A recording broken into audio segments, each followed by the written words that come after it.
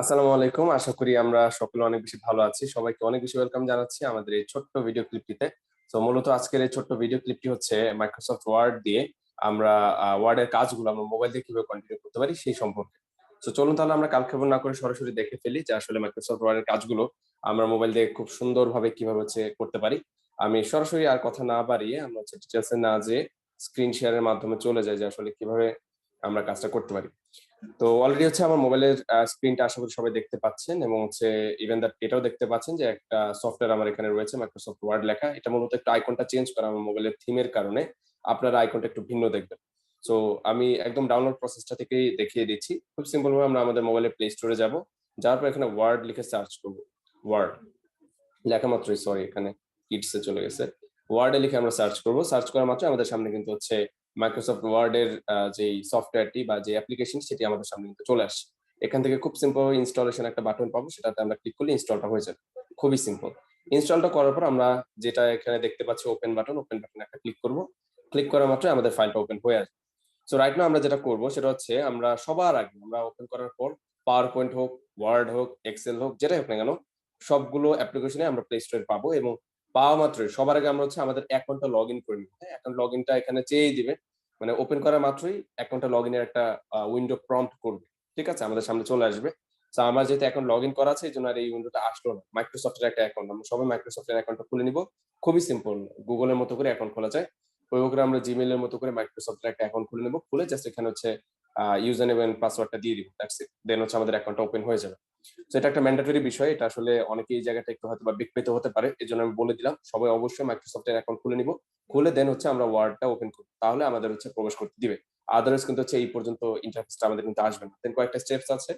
তারপর হচ্ছে সেখানে নেক্সট ক্লিক করলে এই পর্যন্ত আমরা চলে আসবো। এবার আসেন এই পর্যায়ে আসার পর আমাদের কাজ কি?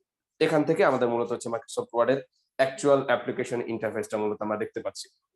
সো রাইট নাও আমরা সিম্পলি হচ্ছে একদম উপরের দিকে যদি যাই, আমরা নতুন একটা ডকুমেন্ট কম্পিউটারে দেখেছি নিউ ডকুমেন্ট আমরা কিভাবে ওপেন করতে পারি, মোবাইলে কিভাবে করতে পারি, আমরা একদম উপরে অর্থাৎ টপ রাইট কর্নারে উপরে ডান দিকে আমরা প্লাস বাটন দেখতে পাচ্ছি। প্লাস বাটন একটা ক্লিক করব। ক্লিক করা মাত্র এখানে দেখতে পাচ্ছি যে অনেকগুলো টেমপ্লেট কিন্তু রয়েছে সেম অ্যাজ কম্পিউটার। কম্পিউটারের মতো অনেকগুলো কিন্তু রেডিমেড টেমপ্লেট রয়েছে। এখান থেকে যে কোনো একটা টেমপ্লেট আমরা সিলেক্ট করি। ফর এক্সাম্পল আমরা একটা ব্ল্যাঙ্ক ডকুমেন্ট নিই, just for example. So already কিন্তু আমাদের সামনে একটা ব্ল্যাঙ্ক ডকুমেন্ট চলে আসছে। ঠিক আছে? এখন আমরা হচ্ছে এই ব্ল্যাঙ্ক ডকুমেন্টটাকে ফর এক্সাম্পল অনেক ক্ষেত্রে যেটা ঘটে, এখন আমরা চাইলে কিন্তু লেখালেখি করতে পারি। এই যে আমাদের লেখালেখি কিন্তু অ্যাক্সেস চলে আসছে। ঠিক আছে? বাট অনেক ক্ষেত্রে যেটা ঘটে আমরা লেখালেখির অ্যাক্সেসটা পাই না। কেন পাই না? বিকজ অফ এই যে সাইন বাটনটা ক্লিক হয়ে থাকে। এখন আমি যদি যতই টাচ করি না কেন, যেমন আমি টাচ করছি কিন্তু কোনো কিবোর্ড আমার সামনে আসছে না মোবাইলে।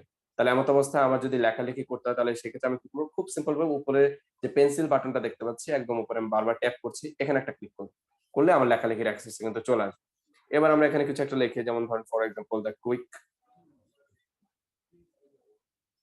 ব্রাউন ফক্স জাম্পস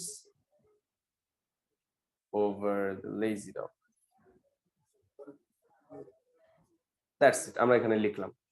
এবং এখন আমরা যদি চাই এটাকে কম্পিউটারে যেরকম আমরা সবকিছু কার্যসূচি সম্পাদন করেছিলাম এক্স্যাক্টলি সেম ভাবে আমরা সবকিছু এখান থেকে করতে পারি। কিভাবে? খুবই সিম্পল। আমরা একদম নিচে যদি একটু তাকাই তাহলে দেখতে পাবো নিচে বটম রাইট কর্নার নিচে ডান দিকে একটা অ্যারো চিহ্ন আছে। আমি বারবার ট্যাপ করছি সবার বোঝার সুবিধার্থে, অথবা এখানে বারবার ট্যাপ হয় না। আচ্ছা হয়েছে, এই যে এই অ্যারো বাটনটা আমরা ক্লিক করলে দেখতে পাচ্ছি অলরেডি কিন্তু হচ্ছে আমাদের একটা ইন্টারফেস চলে আসছে। অর্থাৎ টোটাল যে টুলস গুলো ছিল আমাদের কম্পিউটারে আমরা দেখতে পাচ্ছি সেম ইন্টারফেসটা কিন্তু আমাদের সামনে চলে আসছে। এখান থেকে আমরা যদি হচ্ছে গিয়ে চাই একটা লেখাকে যে বোল্ড করতে চাইলে এই যে বোল্ড করে দিলাম, দি লেখাটা বোল্ড হয়ে গেল। কুইক লেখাটা আমি যদি ইটালিক করতে চাই তাহলে ইটালিক্স হয়ে গেল। দেন আমি ব্রাউনে যদি আন্ডারলাইন দিতে চাই আন্ডারলাইন হয়ে গেল। মানে সেম এস কম্পিউটার আমরা যা যা চাচ্ছিলাম সবকিছু এখানে অ্যাভেলেবল। এবার আমি চাচ্ছি হচ্ছে পুরো লেখাগুলোর সাইজটা ছোট বড় করতে। তাহলে আমি কি করবো? এই যে সাইজ, ফন্ট সাইজ কিন্তু এখানে রয়েছে। ফন্ট সাইজে আমরা ক্লিক করবো। ক্লিক করে এখান থেকে যদি ছোট বড় করতে চাই এই যে বড় হয়ে গেল।